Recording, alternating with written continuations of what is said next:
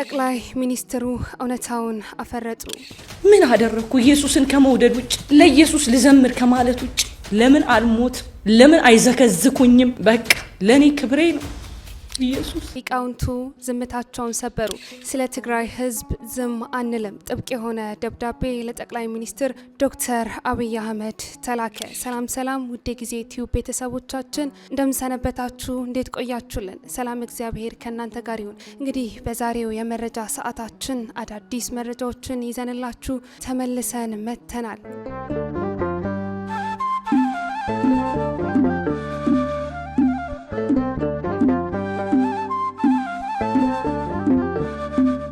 ቀዳሚ ያደረግንላችሁ መረጃችን ከሰሞኑ በተለያዩ የማህበራዊ ሚዲያዎች ላይ ሲዘዋወር እንደተመለከትነው እንግዲህ እኛ ከዚህ ቀደም በነበሩት የመረጃ ሰዓቶቻችን ላይ እንደዘገብንላችሁ ዘማሪት ዘርፌ ከበደ አንድ ሀሳብ በቅድስት ቤተክርስቲያን ላይ አንስታ እንደነበር የሚታወስ ነው። ይህንንም ተከትሎ የቅድስት ቤተክርስቲያናችን መምህራን ሊቃውንትን ጨምሮ በርካቶች ዝምታቸውን ሰብረው ምላሽ እየሰጡ ይገኛሉ። የቅድስት ቤተክርስቲያናችን ሊቃውንት የሆኑ ስሙር አላምረው በዚህ ጉዳይ ላይ የማያዳግም ምላሻቸውንም ሰጥተዋል። ኢየሱስ የሚሉ አጋንንትም ተባረዋል በማለት ለቀድሞ የኢትዮጵያ ኦርቶዶክስ ተዋሕዶ ቤተክርስቲያን ዘማሪት ዘርፌ ከበደ የማያዳግም ምላሻቸውን ሰጥተዋል። ሊቀ ሊቃውንት ስሙር አላምረው በምላሻቸው እንደተናገሩትም ከሆነ ሰሞኑን ኢየሱስ በማለቴ ተባረርኩኝ የሚል ቁራጭ ቪዲዮ ሲዘዋወር ተመልክቻለሁ በማለት የገለጹ ሲሆን እንዲህ የሚሉ ሰዎችም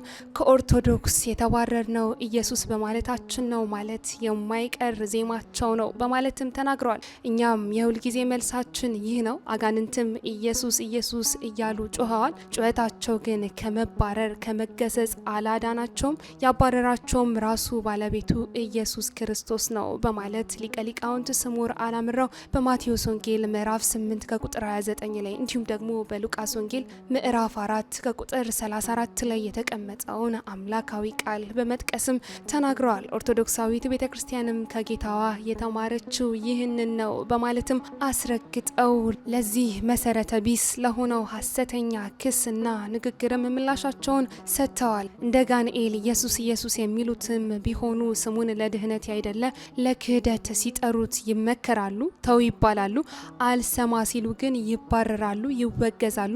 የሚባረሩትም አጋንንቱ ብቻ ሳይሆኑ ጌታ ጌታ የሚሉ ከጋኔል ያልተለየ ጩኸትንም የሚጨሁ ሰዎች ናቸው በማለትም ሊቀ ሊቃውንት ስሙር አላምረው ለዘማሪት ዘርፌ ከበደ በሰጧት ምላሽም ተናግረዋል። ከቶ አላውቃችሁም ከኔ ራቁ እንዳለው ጌታችን መድኃኒታችን ኢየሱስ ክርስቶስ በማቴዎስ ወንጌል ምዕራፍ 7 ከቁጥር 23 ላይ እናም እናንተም ብትሆኑ የተባረራችሁት ኢየሱስን እንደ አጋንንት ጩኸት እንጂ እንደ ቅዱሳን መላእክት እንደ ቅዱስ ገብርኤል ስላልጠራችሁ ነው በማለትም ተናግረዋል። በተረፈ በአንድ መደበኛ የእሁድ አገልግሎት ብቻ ጌታዋ ክርስቶስን ማዕከል ባደረጉ 52 የምስጋና አይነቶች የምታመሰግን ቅድስት ቤተክርስቲያን የኢትዮጵያ ኦርቶዶክስ ተዋሕዶ ቤተክርስቲያን ናት በማለትም የኢትዮጵያ ኦርቶዶክስ ተዋሕዶ ቅድስት ቤተክርስቲያንን የምስጋና ስርዓቷንም ጠቆም አድርገው ለማለፍም ሞክረዋል። በዚህ ጉዳይ ላይም ሊቀ ሊቃውንት ስሙር አላምረው ዝምታቸውን ሰብረው ለዘማሪት ዘርፌ ከበደ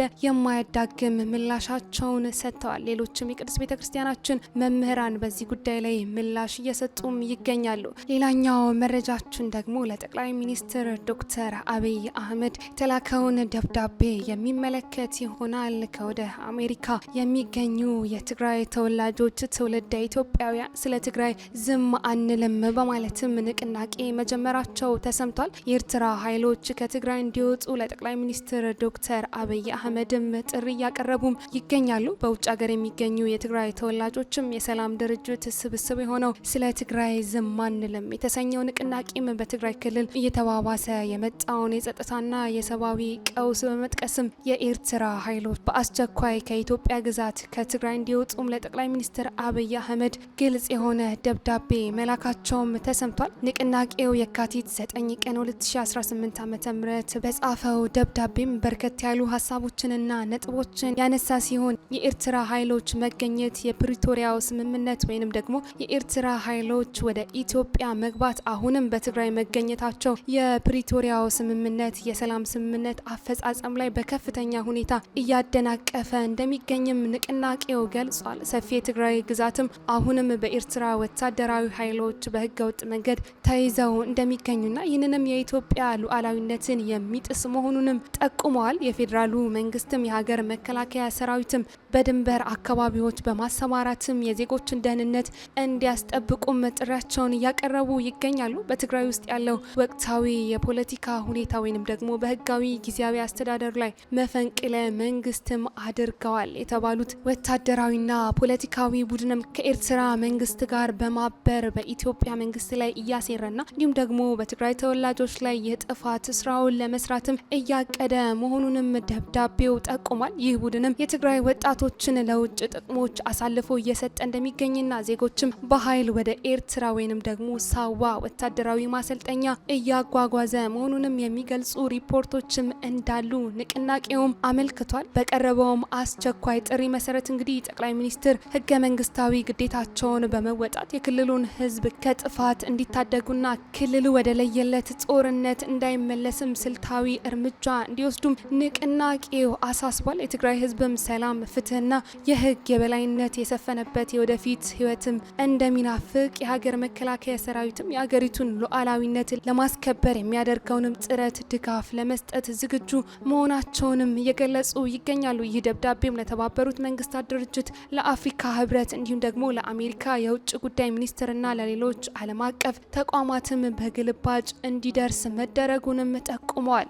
በዚህም መሰረት እንግዲህ በአሜሪካን የሚገኙ የትግራይ ተወላጆችም ስለ ትግራይ ህዝብ ዝም እንደማይሉና እንዲሁም ደግሞ ስለ ሰላም፣ ስለ ፍትህ እንደሚጮሁም በደብዳቤያቸው አሳስበዋል። ሌላኛው መረጃችን ጠቅላይ ሚኒስትር ዶክተር አብይ አህመድ ያስተላለፉትን መልእክት ጥብቅ የሆነ ማስጠንቀቂያ የሚመለከት ይሆናል። ጠቅላይ ሚኒስትር አብይ አህመድ የረመዳንን ጾም ተከትሎ እንግዲህ በአረብኛ ቋንቋ በትላንትና ዕለት መልእክታቸውን ማስተላለፋቸው የሚታወስ ነው። ይህንንም ተከትሎ ጠቅላይ ሚኒስትሩ ኢትዮጵያ የመስፋፋት ፍላጎት የላትም በማለትም ተናግረዋል። ጠቅላይ ሚኒስትር አብይ አህመድ በዚህ መልእክታቸው ላይም ኢትዮጵያ የታማኝነት እንዲሁም ደግሞ የእውነት ምድር ናት ሲሉ የጠሯትም ሲሆን የጎረቤቶቿን ደህንነት አደጋ ላይ እንደማትጥልም ተናግረዋል። ጠቅላይ ሚኒስትር ይህንንም ያሉት በኤርትራና በኢትዮጵያ መካከል ጦርነት ይቀሰቀሳል በሚባልበት በአሁኑ ወቅት በውጥረት ጊዜ መሆኑም በርካቶችን አነጋግሯል። ኢትዮጵያ የባህር በር የማግኘት ወይንም ደግሞ የህልውና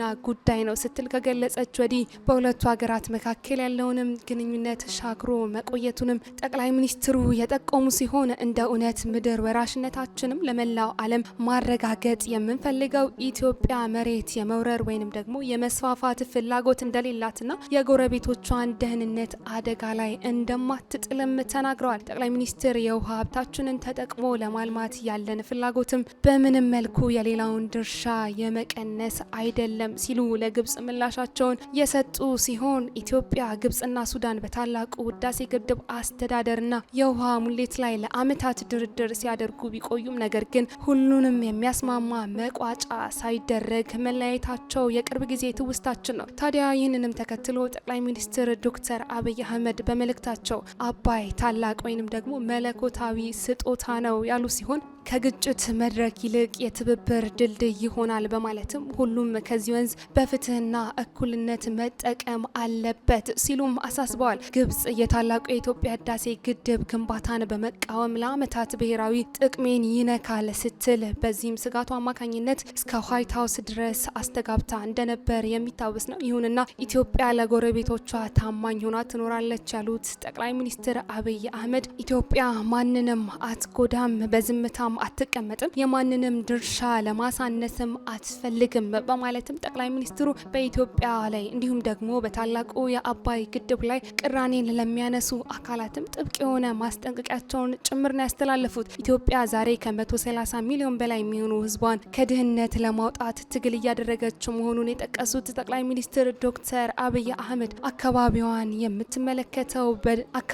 የምትመለከተው በውህደት እንጂ በመስፋፋት አይደለም አይደለም ሲሉም ተናግረዋል። ደህንነቱ የተጠበቀና ፍትሃዊ የባህር ዳርቻ ለማግኘት ያለን ፍላጎትም የሰብአዊ ፍላጎቶችንና የህዝባችንን ቁጥር መጨመር፣ ደህንነቱ የተጠበቀና ፍትሃዊ የባህር ዳርቻ ለማግኘት ያለን የሰብአዊ ፍላጎትና የህዝብ ቁጥር መጨመርን የሚያገለግል ፕሮጀክትን የማጠናቀቅ ጥሪ ብቻ ነው ሲሉም አሳስበዋል። አክለውም የኢትዮጵያ ባህር በር የማግኘት እንቅስቃሴ በሌላ እይታ የጎረቤቶቿን ሉዓላዊነት የማይጋፋና የሌሎችን ጥቅም የማይጎዳ የአጋርነት ግብዣ ነው ሲሉም ጠቅላይ ሚኒስትሩ ይህንን ጉዳይ ለሚቃወሙ አካላትም ግብዣቸውን አስተላልፈዋል። የሰላም ቋንቋ የጦርነት ከበሮን የሚተካበት ጊዜ መጥቷል ያሉት ጠቅላይ ሚኒስትር ዶክተር አብይ አህመድ ሀብቶችን ከምሽግ ጉድጓድ ቆፍሮ ወደ ተቋማት ግንባታ የሚሸጋገርበት ጊዜም መድረሱንም ገልጸዋል። የጦር መሳሪያዎችን ከማምረት ወደ መሬት ማልማትና የሰው ልጅን ከመግደል ወደ ማስተማር ማሰልጠንና ማብቃት የምንሸጋገርበት ጊዜም መጥቷል በማለትም ጠቅላይ ሚኒስትር ዶክተር አብይ አህመድ ተናግረዋል። እንደሚታወቀው ሀገራችን ኢትዮጵያን ባለፈው ወር መጨረሻ ላይ ለኤርትራ በጻፈችው ደብዳቤ ላይ እንግዲህ እንደሚታወቀው ኢትዮጵያ በባለፈው ወር መጨረሻ ለኤርትራ በጻፈችው ደብዳቤ የኤርትራ ሰራዊት የኢትዮጵያን መሬት ተቆጣጥሯል ካለች በኋላ ከኢትዮጵያ ሉዓላዊ ግዛትም እንዲወጣና ለድርድር ዝግጁ እንዲሆንም ጠይቃ እንደነበር የሚታወስ ነው። ለዚህ ምላሽም የሰጠችው ኤርትራ በበኩሏ በውጭ ጉዳይ ሚኒስትር ጌዲዮን ጢሞቴዎስ የተጻፈው ደብዳቤ ሐሰተኛና እንዲሁም ደግሞ የፈጠራ ወሬ ነው ስትል ይህንንም ጉዳይ ውድቅ አድርጋ እንደነበርም የሚታወስ ነው።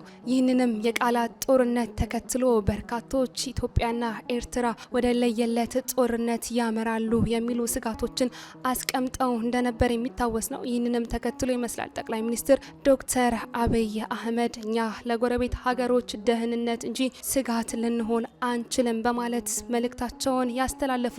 ውድ የጊዜ ቲዩብ ቤተሰቦቻችን ለዛሬ ያዝንላችሁ መረጃችን ይህንን ይመስል ነበር። በሌላ መረጃ እስክንገናኝ ድረስ ሰናይ ጊዜ ለእናንተ ተመኘን።